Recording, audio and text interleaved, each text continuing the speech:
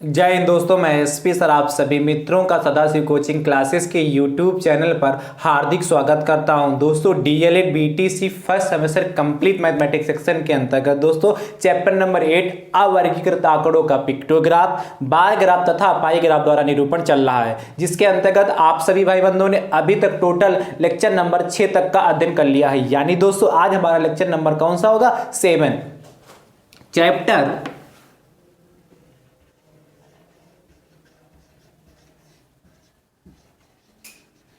8 का lecture number है दोस्तों 7। क्या नाम दोस्तों चैप्टर नंबर 8 का? अवर्गीकृत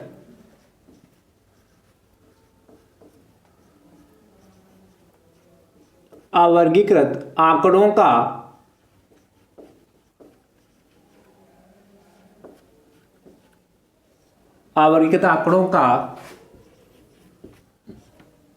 पिक्टोग्राफ,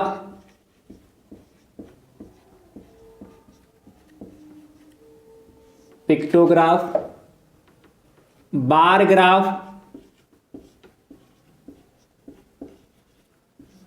तथा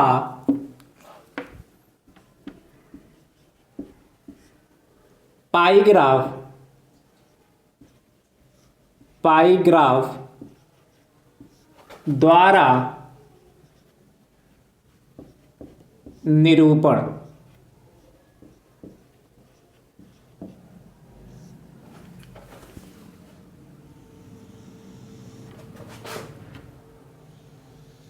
दोस्तों जैसा कि मैंने पहले भी बताया है, यह चैप्टर आपके लिए वेरी वेरी मोस्ट इंपॉर्टेंट है। क्यों दोस्तों? क्योंकि यहां से आपका लघु उत्तरी में 2 नंबर का प्रश्न आना फिक्स है। चाहे फिर आपसे पिक्टोग्राफ से बार क्वेश्चन पूछे, बार ग्राफ से पूछे या पाई ग्राफ से पूछे। दोस्तों मैंने आपको पिक्टोग्राफ, बार ग्राफ और पाई ग्राफ से संबंधित प्रश्न कराए हैं। दोस्तों पाई ग्राफ से संबंधित कुछ प्रश्न कराए हैं, कुछ प्रश्न दोस्तों आपको आज की क्लास में देखने को मिलेंगे। दोस्तों अभी तक मैंने टोटल आपको क्वेश्चन नंबर 19 तक प्रोवाइड करा दिया है। यानी कि दोस्तों आज की क्लास का दोस्तों क्वेश्चन नंबर कौन सा होगा? 20। यानी कि यहां 20 से स्टार्ट होगा। दोस्तों डीएलएड फर्स्ट सेमेस्टर मैथ्स का जितना भी सिलेबस दोस्तों मैंने प्रोवाइड कराया आप सभी भाई बंधुओं को, यदि आप चाहते हैं कि पूरा सिलेबस आप सभी भाई बंधुओं को सीरियल वाइज देखने के लिए मिल जाए, तो दोस्तों मैंने उसके लिए प्लेलिस्ट बनाई जिसका नाम है डीएलएड फर्स्ट सेमेस्टर मैथ्स 2022। जैसे आप दोस्तों उस पर क्लिक करेंगे, सारे वीडियोज वहां से आपको सभी भाई बंधुओं को सीरियल वाइज देखने को मिल जाएंगे।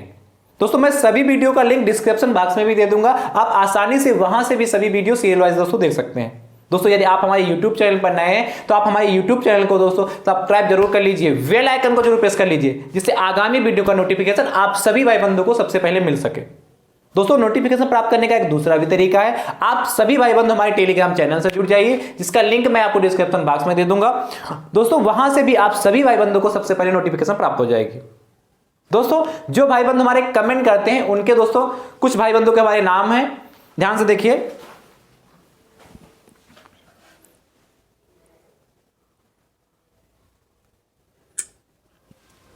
दोस्तों पूनम, रव्या तिवारी, ठाकुर, देवकी सिंह तोमर, मोनिका सैनी, सचिन यदुवंशी, प्रतिभा सिंह, चांदनी देवी, एस शर्मा, खुशबू गौतम, केएम मोनी, अंजलि यादव, अनुज प्रताप सिंह, दीपाली कौनौजिया, अतुल पटेल, अंजलि शर्मा, मोहम्मद नाजिम, रंजना चौहान, कल्पना विश्वकर्मा, अंश त्रिपाठी, अंश पटेल, संज्ञा भारती, अंश पटेल, पीयूष पांडे, तिवारी पूजा, आकांक्षा गुप्ता, आर रामकुमार, मनीषा भारती, नीतू तिवारी, संगीता तिलक, दीक्षा यादव, क्षितिज चंद्र, मनीष, अंकित ठाकुर, अमर निकिता, नेहा जायसवाल और अंशिका। दोस्तों ये इतने नाम है दोस्तों, जिन भाई बंधुओं के नाम छूट गए दोस्तों मैं उन भाई बंधुओं के नाम दोस्तों आगे जब लूंगा उसमें जरूर बोल दूंगा दोस्तों, ठीक है। चलिए आज की क्लास दोस्तों स्टार्ट करते हैं। क्वेश्चन नंबर दोस्तों 20 है, लिखते हैं फटाफट देखिए। कहता है नीचे दी गई सारणी में, नीचे दी गई सारणी में, नीचे दी गई सारणी में टेलीविजन के विभिन्न ब्रांडों को, टेलीविजन के विभिन्न ब्रांडों, विभिन्न ब्रांडों को क्रय करने वाले ग्राहकों की संख्या, ब्रांडों को क्रय करने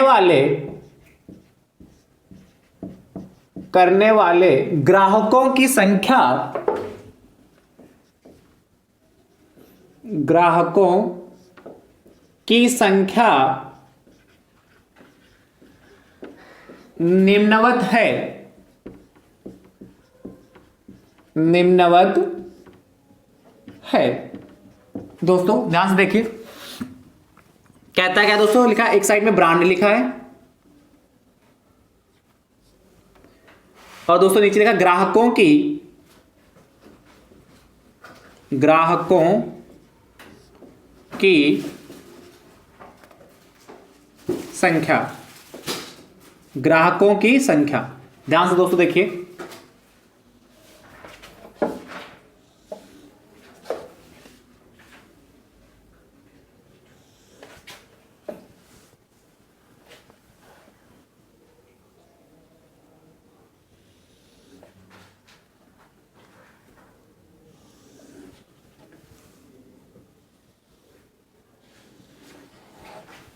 ब्रांड में दोस्तों देखिए,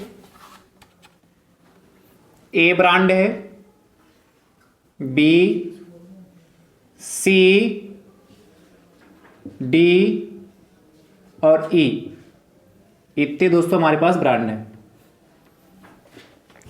दोस्तों ए ब्रांड में ग्राहकों की संख्या दोस्तों 40 है, बी में दोस्तों 20 है, सी में 15 है, डी में दोस्तों 15 है और ई में दोस्तों 10 है। कहता है सभी ब्रांड के ग्राहकों के लिए, सभी ब्रांड के ग्राहकों के लिए, सभी ब्रांड के ग्राहकों के लिए केंद्रीय कोणों की, केंद्रीय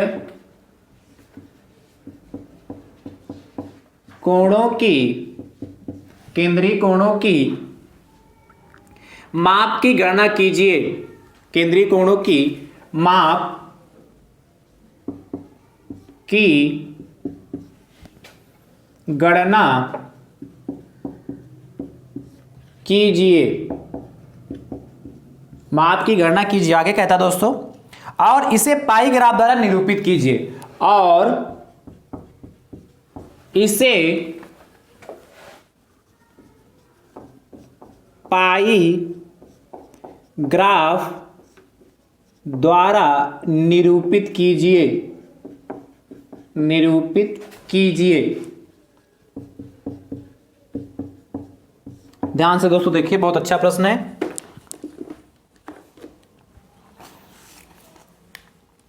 कैसे दोस्तों करेंगे? कहा नीचे दी गई सारणी में टेलीविजन के विभिन्न ब्रांडों को क्रय करने वाले ग्राहकों की संख्या निम्नवत है दोस्तों। और ब्रांड दोस्तों दे रखे A B C D E, कितने 1 2 3 4 5 प्रकार के दोस्तों ब्रांड हैं। उसमें ग्राहकों की संख्या ए में 40 आती है, बी में 20 और सी तथा डी में कितनी 15 है और ई में दोस्तों कितनी है 10 आती है। तो कहता है सभी ब्रांड के ग्राहकों के लिए केंद्रीय कोणों की माप की गणना कीजिए। सभी ब्रांड के जितने भी ग्राहक हैं उनके केंद्रीय कोणों की माप की गणना। जब भी केंद्रीय कोणों की माप की गणना के बारे में आपसे कहे तो हमेशा उसको क्या होता है, जो दे रखी उसको डिग्री में कन्वर्ट करना होता है।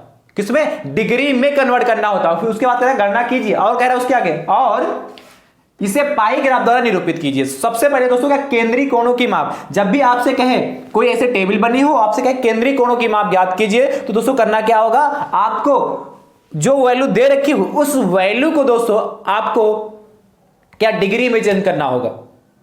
ठीक है, कैसे करेंगे दोस्तों, ध्यान से देखिए। एक साइड में दोस्तों लिखिए ब्रांड, सोल्यूशन में दोस्तों चलते हैं, एक साइड में ब्रांड लिख लीजिए, ठीक दोस्तों, और एक साइड यहां लिख लीजिए ग्राहकों की संख्या, ग्राहकों की संख्या, और यहां लिख लीजिए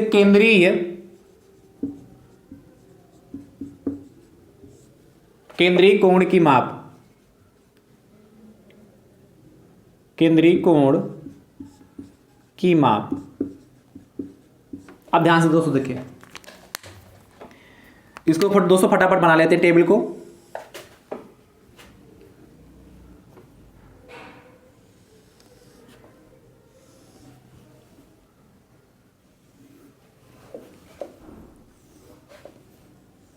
ठीक दोस्तों, इस तरीके से टेबल को बनाएंगे। ध्यान से देखिए दोस्तों, ए ब्रांड है, सारे ब्रांड इस साइड में लिख देते हैं, ए, फिर बी है दोस्तों, फिर सी,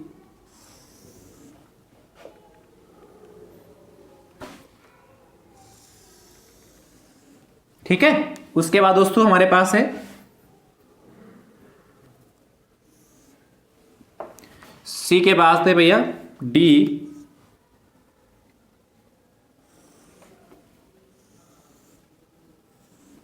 और डी के बाद दोस्तों हमारे पास ई, ठीक है।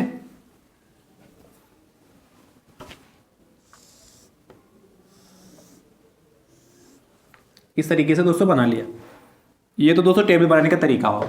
अब ध्यान देखिए, ये केंद्रीय कोण की माप है, कैसे निकालेंगे दोस्तों। सबसे पहले हमने ब्रांड लिख लिया, अब ब्रांड में ग्राहकों की संख्या लिख दी। ग्राहकों की संख्या दोस्तों कितनी है, इसमें कितनी है, 40 है ए ब्रांड में, बी में दोस्तों 20 है तो 20 लिख लिया, सी में दोस्तों कितनी 15 और डी में 15 है, तो सी में दोस्तों 15 हो गया और डी में 15 हो गया, और दोस्तों ई में कितनी है 10 है।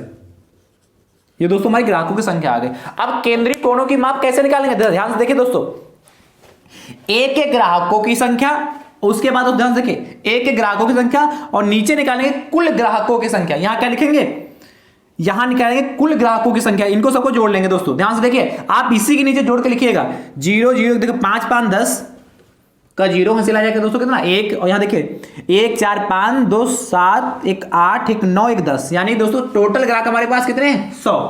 टोटल ग्राहक सभी ब्रांड के जो वस्तुएं बेची जाती हैं वो दोस्तों कितने ग्राहक खरीदते हैं, 100 ग्राहक खरीदते हैं। टोटल कितने खरीदते हैं, 100 ग्राहक। तो दोस्तों यहां नीचे ही लिख लीजिएगा, यहां पर इसके नीचे, मेरे पास इसके नीचे स्पेस नहीं तो आप इसके नीचे ही यहां पर लिख लीजिएगा, क्या इनको सबको जोड़कर लिख लीजिएगा 100।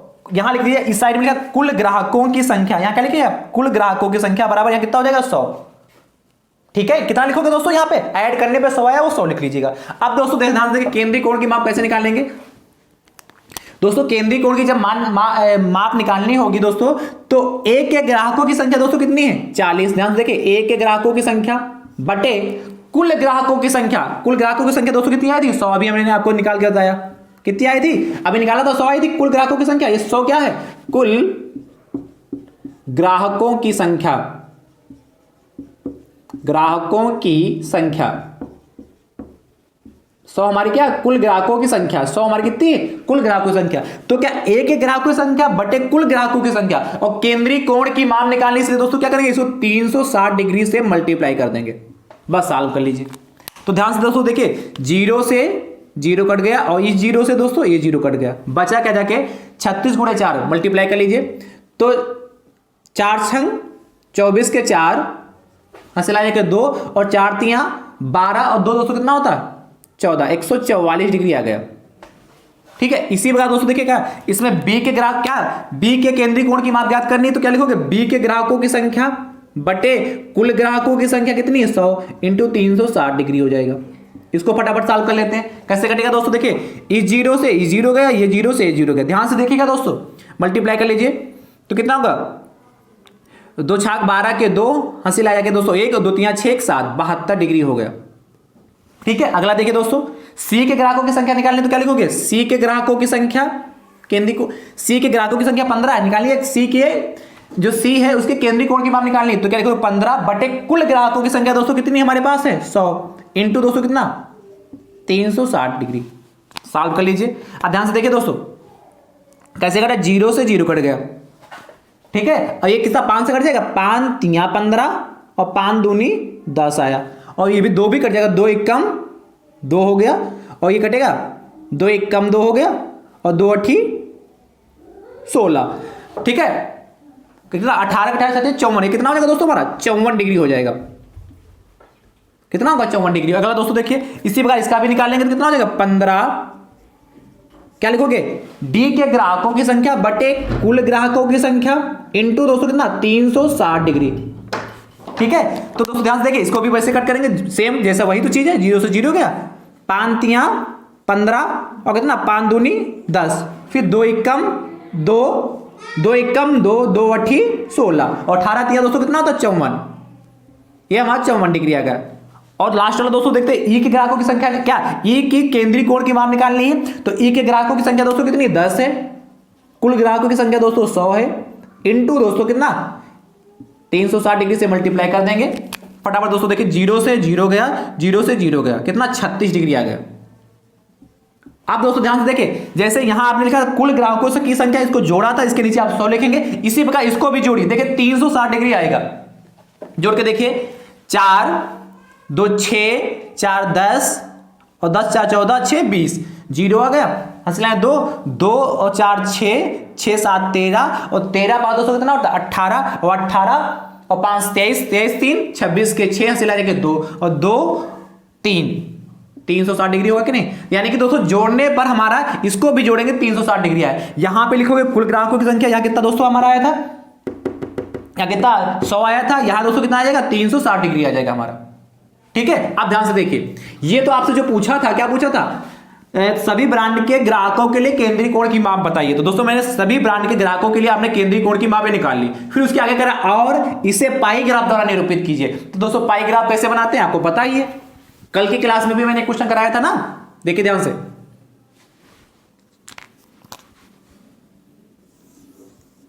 ठीक है, आप पाई ग्राफ द्वारा इसको निरूपित करना, ध्यान से देखिए 144 है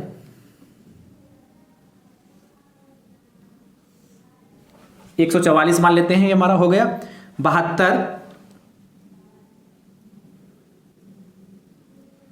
ये दोस्तों मान लेते हैं 72 है, ये हमारा दोस्तों 54 मान लेते हैं,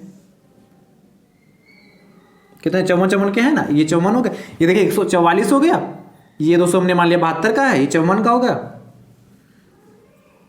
थोड़ा और बढ़ा लेते हैं,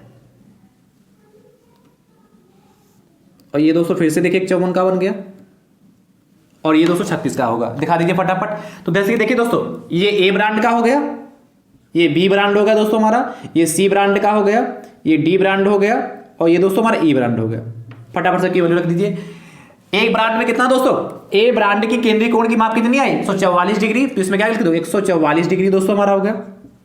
बी की दोस्तों कितनी आई 72 डिग्री, सी ब्रांड दोस्तों कितना 54 डिग्री है, इसी प्रकार दोस्तों डी ब्रांड भी 54 डिग्री है, और दोस्तों ई ब्रांड हमारा कितना 36 डिग्री, 54 डिग्री है दोस्तों,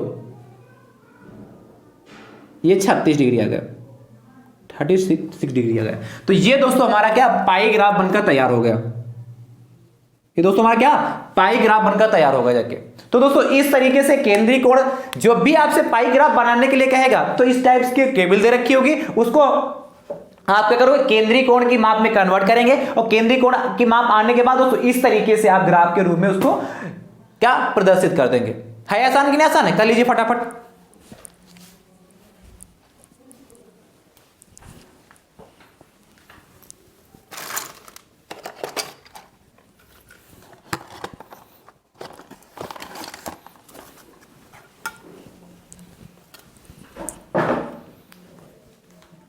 कर लिया दोस्तों। और दोस्तों एक चीज और देखिए, इसको प्रेजेंट कैसे करेंगे, इसको भी मैं आपको दिखा रहा हूं चांदा की सहायता से। दोस्तों इसको चांदे की सहायता से इसको क्या दिखाएंगे, आप जब कॉपी पे बनाना तो एक कहीं पे भी कोई भी लाइन खींच लेना, एक लाइन कोई भी मान लेते हैं यही खींच लिया, या आप बिल्कुल सीधी भी खींचना चाहे खींच सकते हैं। उसके बाद उसको खींचने के बाद चांदे को इस तरीके से रखिएगा, उस लाइन पर ये वाली दोस्तों जो लाइन आपको दिख रही होगी, कौन सी लाइन, ये वाली लाइन, ये दिखती ना नीचे वाली, ये लाइन आप सभी भाई बंधुओं को दिख रही होगी। इस लाइन को, ये बीच वाला पॉइंट है, दिख रहा है ना, ये जो बीच वाला पॉइंट दोस्तों है, इसको क्या उस पर इस तरीके से रखेंगे। चाहे आप कॉपी में बनाएंगे तो बहुत अच्छा बनेगा, उसको रखेंगे। फिर देखेंगे कितना, इसको रखने के बाद देखिए कितना था, 144 डिग्री था। तो आप देख लेंगे कि 144 डिग्री कहां पे बनना है, जैसे क्या 140 यहां पर है, आपको दिख नहीं रहा होगा, कि देख लीजिए 144 डिग्री ऐसे बन जाएगा। फिर जितना 144 डिग्री जहां पे लाइन आ जाए, उस लाइन पर पुनः क्या करेंगे, ध्यान से देखिए, उस लाइन पे पुनः क्या करेंगे, पुनः उस लाइन पर इस चांदी को दोस्तों रखेंगे। जो लाइन खींच लोगे उसको पुनः इसी प्रकार को, इसी पॉइंट को, ये बीच वाला पॉइंट को दोस्तों पुनः उस लाइन पे रख दिया हमने इस तरीके से। तो पुनः जब उसको इस लाइन पे रखेंगे दोस्तों, तो फिर कितना 72 डिग्री का 72 डिग्री नाप लेंगे। और जब 72 डिग्री की दोस्तों लाइन खींच लोगे, उसके बाद दोस्तों क्या करना होगा, 72 डिग्री के बाद जब 72 डिग्री वाली लाइन पर दोस्तों फिर इसी तरीके से दिखा देना। इसी तरीके से क्या बात, जब ये मान लेते हैं 72 डिग्री की लाइन हो गई, तो यही तो 72 डिग्री की बनेगा। फिर इसी चांदे को दोस्तों इस तरीके इस लाइन पे ऐसे रख देना। तो दोस्तों फिर देख लेना कि 54 डिग्री कहां पे बनना, उस पे लाइन खींच देना। यदि आप बिल्कुल एग्जैक्ट चाहते हैं कि एग्जैक्ट बन जाए, क्या यदि आप चाहते हैं कि बिल्कुल एग्जैक्ट बने दोस्तों, तो दोस्तों आप चांदे की सहायता से इसको दिखा सकते हैं। मैंने आपको बता भी दिया कैसे दिखाएंगे। समझ में आया दोस्तों? तो कमेंट बॉक्स में कमेंट करके दोस्तों जरूर बताइए कि आपको चांदे से बनाना समझ में आया कि नहीं आया दोस्तों। ठीक है, अब ध्यान से दोस्तों देखिए, अगले क्वेश्चन की ओर दोस्तों चलते हैं। कहता है,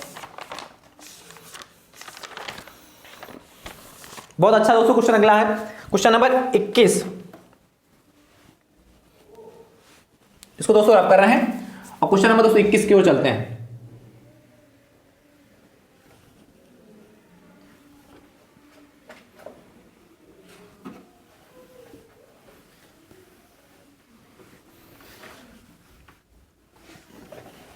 दोस्तों आप जितने भाई बंद देख रहे हो इस वीडियो को, ज्यादा से ज्यादा संख्या में शेयर कर दीजिए इस वीडियो को, जिससे कि आपके अदर भाई बंद भी इस वीडियो को देख सके। अब दोस्तों मैं आपको निष्कर्ष पे करा रहा हूं, आपको पाई ग्राफ दे रखा होगा, उसको देखते हुए कुछ प्रश्न पूछे जाएंगे, उसके दोस्तों आपको उत्तर देने होंगे। क्योंकि मुझे उम्मीद है आप जो कोई भी क्वेश्चन दे रखा होगा पाई ग्राफ उसका बना लेंगे। ठीक है, चलिए देखिए क्वेश्चन नंबर दोस्तों 21 आपसे कहता है, किसी कक्षा की वार्षिक परीक्षा के लिए, किसी कक्षा की वार्षिक परीक्षा के 60 शिक्षार्थियों के परिणाम, किसी कक्षा के वार्षिक परीक्षा के 60 शिक्षार्थियों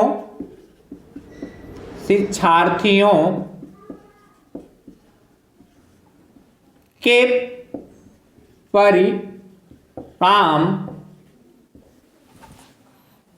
परिणाम पाई ग्राफ द्वारा निरूपित हैं। परिणाम पाई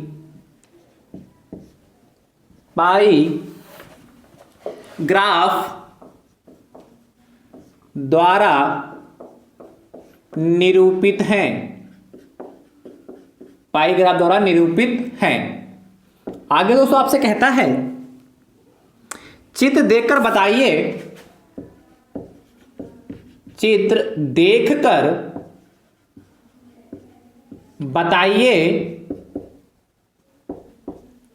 दोस्तों ध्यान से देखिए, चित्र देखकर क्या बताना है हमें, पहले चित्र बनाते हैं दोस्तों फिर बताते हैं, इसको रब कर रहे हैं।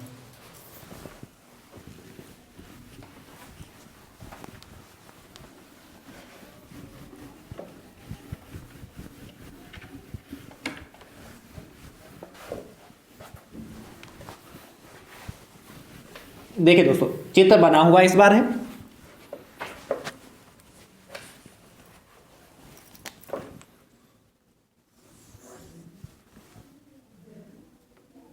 इस बार दोस्तों चित्र बनाया गया है।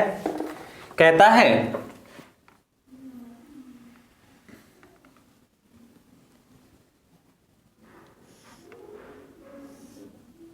इस तरीके से दोस्तों बना है, यहां लिखा है 180 डिग्री, और इसमें दोस्तों लिखा द्वितीय श्रेणी। अभी आपको समझाते चित्र क्या कहता है, लिख लीजिए फटाफट। द्वितीय श्रेणी, दोस्तों यहां ये 90 डिग्री है, आपको दिख ही रहा होगा। यहां तृतीय श्रेणी है, तृतीय श्रेणी। और दोस्तों ये दोस्तों आपका है 30 डिग्री। दोस्तों इसमें लिखा अनुत्तीर्ण, अनुत्तीर्ण, अनुत्तीर्ण। और दोस्तों यहां ये हमारा 60 डिग्री, ये दोस्तों प्रथम श्रेणी है, प्रथम श्रेणी। ये दोस्तों हमारा चित्र बना है। अब दोस्तों क्वेश्चन क्या पूछ रहा है उसको दोस्तों मैं लिख रहा हूं। पहला दोस्तों आपसे क्वेश्चन कहता है सबसे अधिक शिक्षार्थी किस श्रेणी में उत्तीर्ण हुए। सबसे अधिक शिक्षार्थी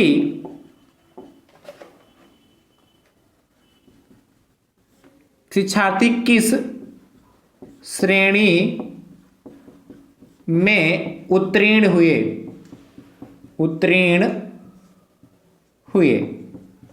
और दोस्तों दूसरा प्रश्न आपसे कहता है सबसे कम शिक्षार्थी किस श्रेणी में उत्तीर्ण हुए, उत्तीर्ण हुए। उसके बाद दोस्तों आपसे तीसरा प्रश्न कहता है, तीसरा प्रश्न दोस्तों यहां लिख दे रहा हूं मैं।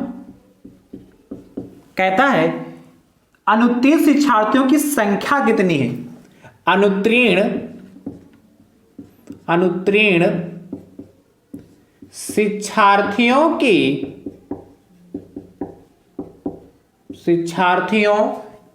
की संख्या कितनी है, कितनी है। और दोस्तों अंतिम प्रश्न दोस्तों आपसे कहता है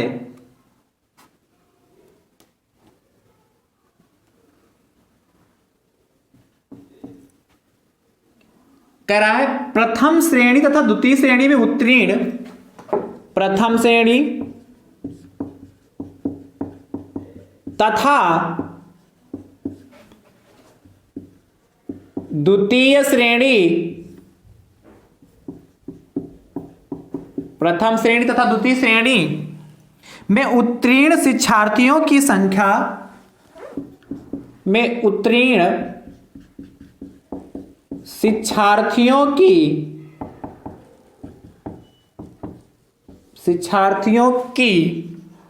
संख्या, शिक्षार्थियों की संख्याओं में अनुपात क्या है। संख्याओं में अनुपात क्या है। ये दोस्तों आपसे 4 प्रश्न पूछे इसने, ध्यान से दोस्तों देखिए।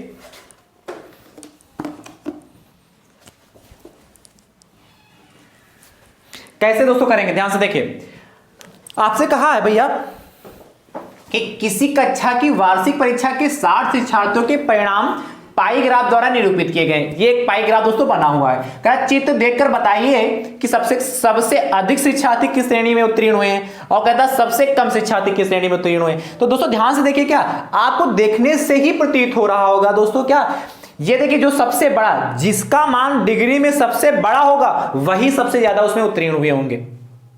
क्या, जिसका मान डिग्री में सबसे बड़ा होगा, जैसे क्या यहाँ 180 डिग्री है, 90 डिग्री है, 30 डिग्री है, 60 डिग्री, तो सबसे बड़ी डिग्री दोस्तों कौन सी, 180 डिग्री है। 180 डिग्री में दोस्तों क्या है, द्वितीय श्रेणी के शिक्षार्थी हैं। क्या 180 डिग्री में दोस्तों क्या, द्वितीय श्रेणी के शिक्षार्थी। यानी कि कहने का मतलब है, पूछा था सबसे अधिक शिक्षार्थी किस श्रेणी में उत्तीर्ण हुए, तो जिसकी डिग्री सबसे अधिक वही सबसे ज्यादा उत्तीर्ण हुए होंगे। यानी कि दोस्तों क्या हो जाएगा इसका आंसर, द्वितीय श्रेणी में। क्या लिखोगे, आंसर के रूप में पूरा लिखेगा, सबसे अधिक शिक्षार्थी द्वितीय श्रेणी में उत्तीर्ण हुए। क्या लिखोगे दोस्तों, आप लिख लेंगे ना पूरा, मैं लिख दे रहा हूं खाली द्वितीय श्रेणी, द्वितीय श्रेणी आप क्या लिखोगे, सबसे अधिक शिक्षार्थी द्वितीय श्रेणी में उत्तीर्ण हुए। इस तरीके से आप आंसर देंगे जब पेपर में लिखना होगा।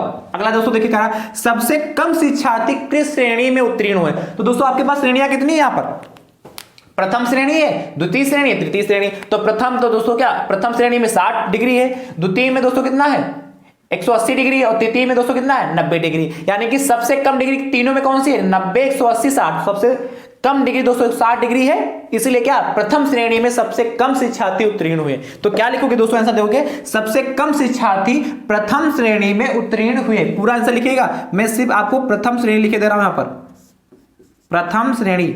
आप क्या लिखेंगे, सबसे कम शिक्षार्थी प्रथम श्रेणी में उत्तीर्ण हुए। तो आई होप, मुझे उम्मीद है कि आप 2 प्रश्न समझ चुके होंगे। अगला दोस्तों प्रश्न कहता है आपसे कि अनुत्तीर्ण शिक्षार्थियों की संख्या कितनी।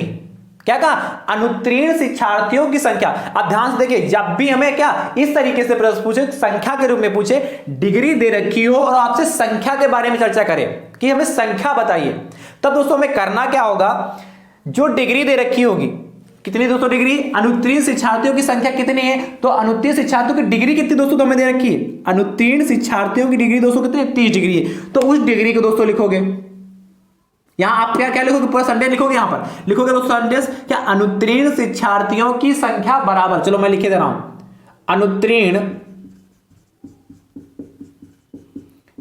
शिक्षार्थियों की संख्या बराबर, दोस्तों क्या लिखोगे, ध्यान से देखिए, अनुत्तीर्ण शिक्षार्थियों की संख्या, तो अनुत्तीर्ण शिक्षार्थियों की डिग्री दोस्तों कितनी है 30 डिग्री है, अनुत्तीर्ण लिखा 30 डिग्री, तो 30 डिग्री लिख लोगे, ध्यान से देखिएगा, बटे।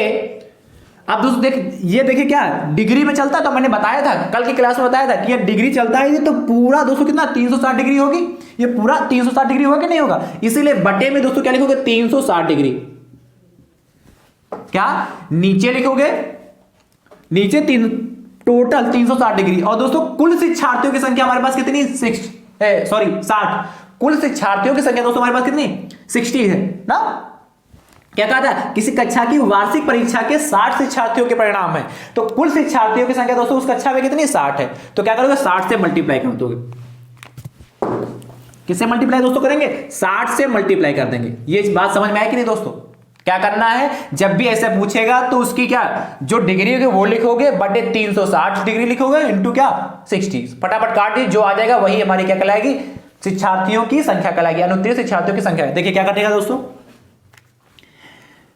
0 से दोस्तों हमारा 0 कट गया, 6, ये देखो 0 से 0 कट, इधर क्या 6 दाहम 60 होगा, 6 छाक 36 होता है ना, 6 दाहम 60, 6 छाक 36 होता है, और दोस्तों कटेगा ना 3 एकम 3, 3 दूनी 6, और 2 भी कटा, 2 एकम 2, 2 पंचे 10, यानी कि दोस्तों कितने 5 शिक्षार्थी क्या हुए अनुत्तीर्ण। तो नीचे इसके लिखोगे अतः अनुत्तीर्ण शिक्षार्थियों की संख्या बराबर दोस्तों कितनी आ गई 5, और ये दोस्तों हमारा आंसर क्वेश्चन नंबर 3 का आ गया। ठीक, इसका थर्ड पार्ट का आंसर आ गया। अब ध्यान से देखिए, कह रहा है प्रथम श्रेणी तथा द्वितीय श्रेणी में उत्तीर्ण शिक्षार्थियों की संख्याओं में अनुपात क्या है, क्या प्रथम श्रेणी और द्वितीय श्रेणी के में जो उत्तीर्ण शिक्षार्थी हुए हैं उनकी संख्या में अनुपात क्या है। तो दोस्तों इसके लिए हमें क्या पता होना चाहिए, प्रथम श्रेणी में उत्तीर्ण शिक्षार्थियों की संख्या पता होनी चाहिए, उसके बाद दोस्तों क्या हमें द्वितीय श्रेणी में उत्तीर्ण शिक्षार्थियों की संख्या पता होनी चाहिए, तभी तो दोस्तों उसका अनुपात निकालेंगे। तो सबसे पहले निकालेंगे प्रथम श्रेणी में उत्तीर्ण शिक्षार्थियों की संख्या, क्या प्रथम श्रेणी में उत्तीर्ण शिक्षार्थियों की संख्या, शिक्षार्थियों की संख्या बराबर दोस्तों कितना हो जाए, ध्यान से देखिए, प्रथम श्रेणी में उत्तीर्ण शिक्षार्थियों की संख्या दोस्तों कितनी, तो प्रथम श्रेणी में जब भी उत्तीर्ण शिक्षार्थियों की संख्या निकालनी तो क्या करेंगे, उसकी डिग्री कितनी है प्रथम श्रेणी में 60 डिग्री है, तो क्या लिखेंगे दोस्तों 60 डिग्री लिख लेंगे, बटे कुल डिग्री दोस्तों कितनी 360 हो जाएगा ना, और इंटू दोस्तों कुल शिक्षार्थी कितने 60,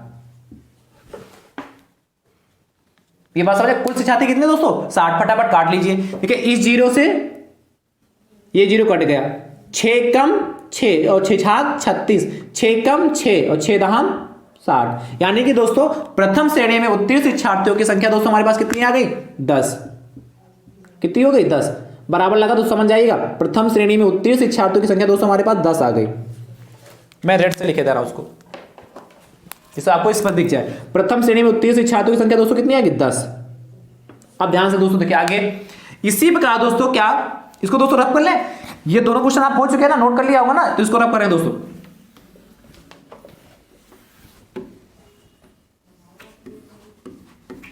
देखिए दोस्तों अब इसी प्रकार निकाल लेंगे।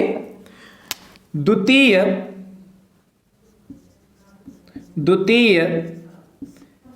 श्रेणी में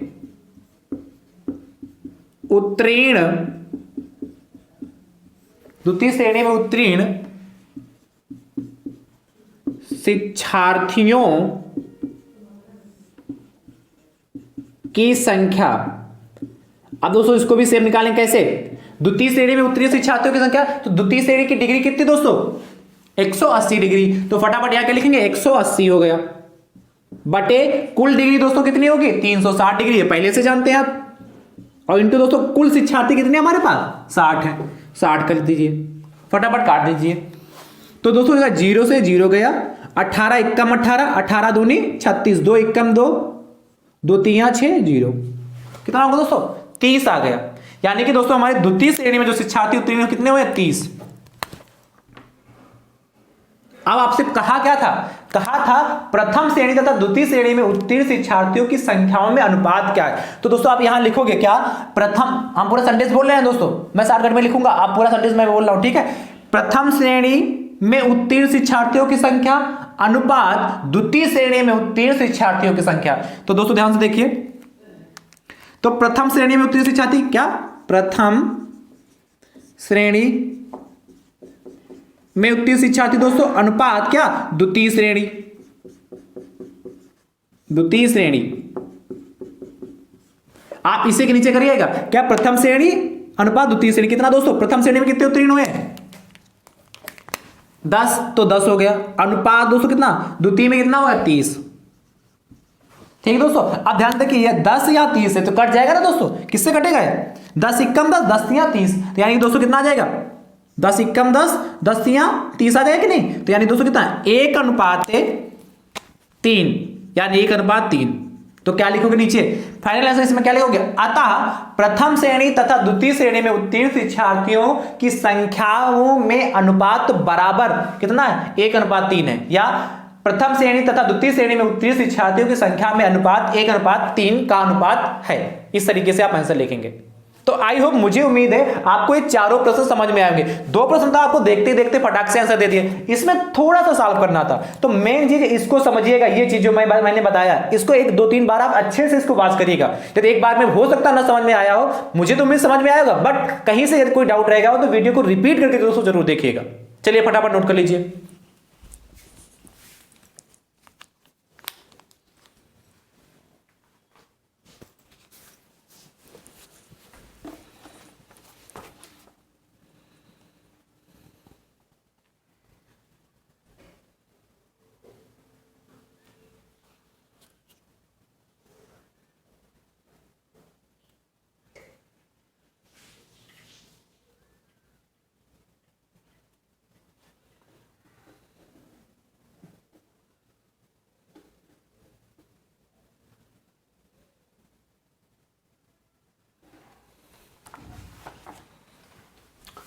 तो दोस्तों मुझे उम्मीद है आपने इसको नोट कर लिया होगा।